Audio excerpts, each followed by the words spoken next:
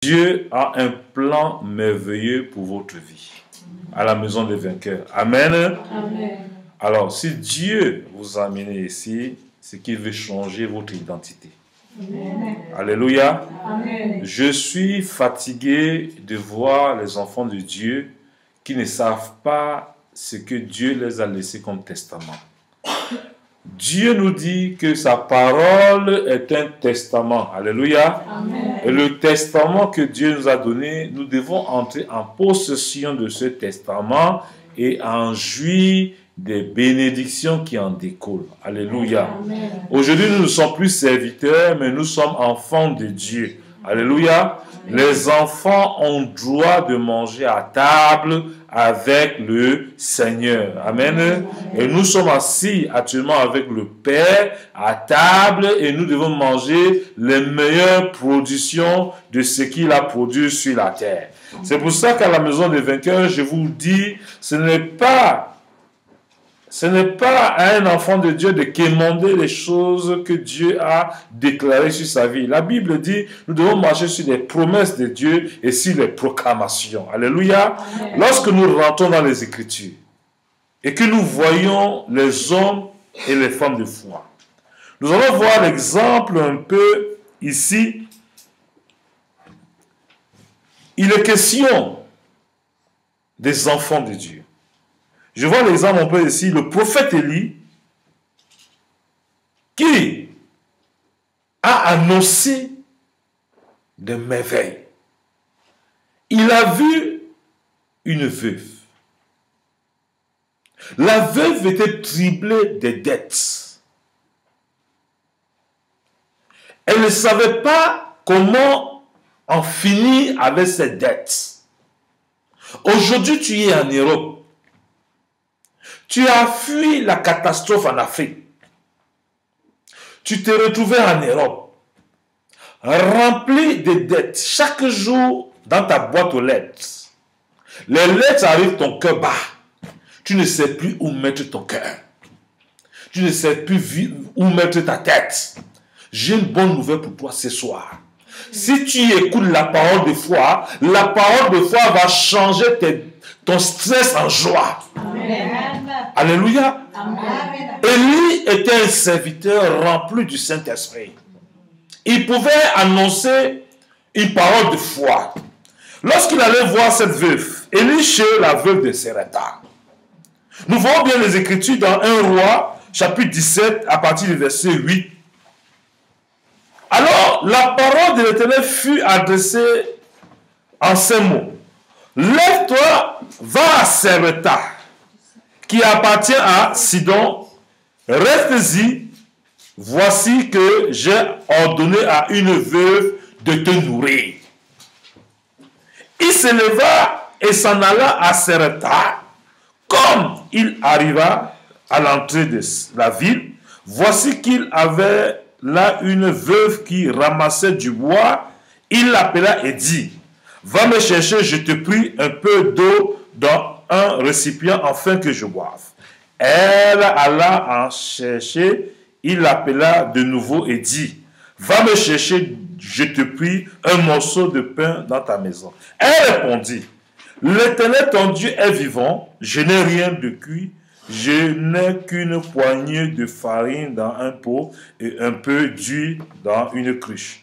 Me voici en train de ramasser 2 morceaux de bois, puis je rentrerai et je préparerai cela pour moi et pour mon fils. Nous mangerons, après quoi nous mourrons. Alors,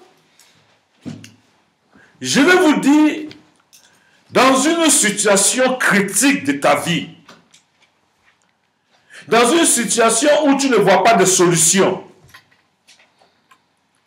tu as cheminé avec Dieu, tu as chanté dans la chorale, tu as été diacre à l'église, tu as fait 20 ans dans l'église, tu chantais tous les jours, tu n'as pas vu la victoire de Dieu dans ta vie. J'ai une bonne nouvelle pour toi ce soir. C'est que l'évangile que tu vas recevoir à la maison des vainqueurs n'est pas un évangile conventionnel, mais c'est un évangile révolutionnaire.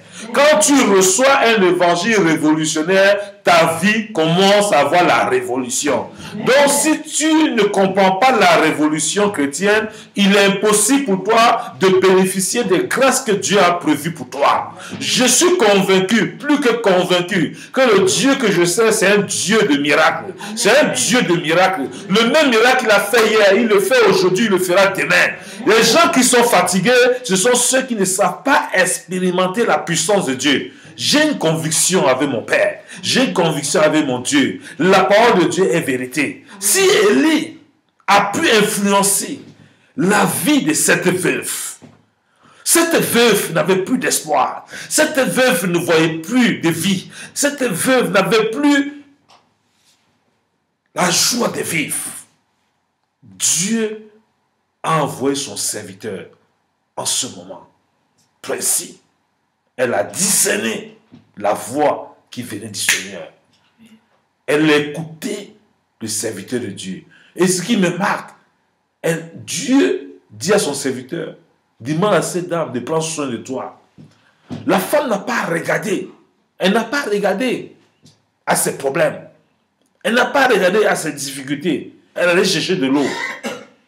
Elle a pris de la farine qui lui manquait, un peu d'huile.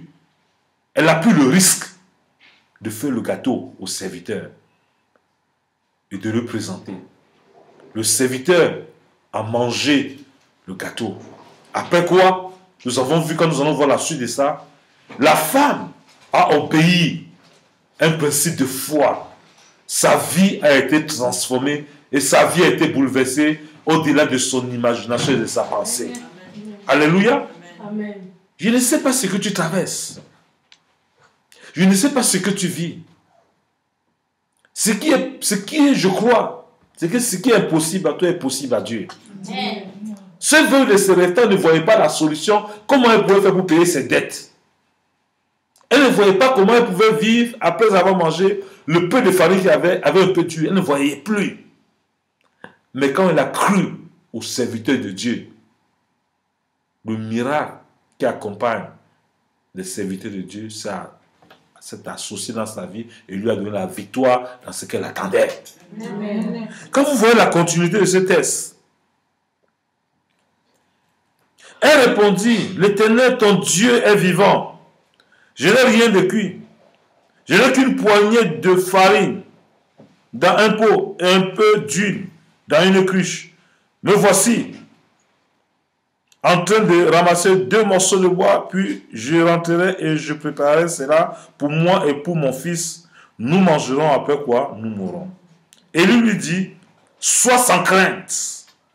Fais comme tu l'as dit, seulement prépare-moi d'abord avec cela un petit gâteau et tu me l'apporteras. Tu en feras ensuite pour toi et pour ton fils. Car ainsi parle l'Éternel, le Dieu d'Israël, le pot de farine ne s'épuisera pas et la cruche d'huile ne se videra pas jusqu'au jour où l'Éternel enverra la pluie sur la surface du sol.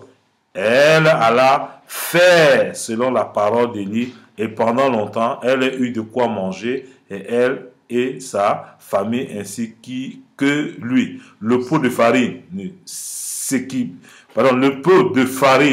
s'épuisa pas et la cruche d'huile ne se vida pas selon la parole que l'Éternel avait dite par l'intermédiaire d'Élie. Après ces événements, le fils de la femme, maîtresse de la maison, tomba malade et sa maladie fut si violente qu'il ne resta plus en lui de respiration. Qu'est-ce que je vais dire quand je lis ces textes? Je vais dire que Dieu honore la parole de ses serviteurs. Dieu honore la parole de ses serviteurs. C'est pour ça que ma bouche est une source de bénédiction. Amen. Moi, lorsque je mets mes genoux au sol, pour chacun de vous que vous venez écouter cette parole, c'est pour que cette parole soit vivante pour vous. Amen. Qu'elle soit efficace. Amen. Et plus tranchante qu'aucune épée à double tranchant. Amen.